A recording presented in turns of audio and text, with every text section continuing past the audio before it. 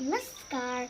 उपस्थित मेरा अति आदरणीय शिक्षक शिक्षिकागण, साथै दाजुभाइ दिदीबहिनी अनि मेरा प्यारा साथीहरू, म आराध्य दुराल कक्षा 3 बाट आज तपाईहरूको समक्षमा एउटा छोटो र मिठो कविता लिएर आएकी छु र मेरो कविताको शीर्षक हो आचुचु आचुचु।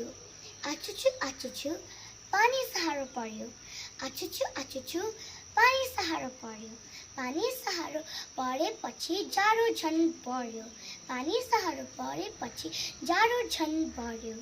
जाडो बेसी खप्नु पर्दा आगो ताप्नु पर्यो। जाडो बेसी खप्नु पर्दा आगो ताप्नु पर्यो। बिहान स्कुल जाँदा दिन थियो घमाइलो। बिहान स्कुल जाँदा दिन थियो घमाइलो। दिउँसो स्कुल छुट्टी हुँदा गऱ्यौँ हामीले रमाइलो।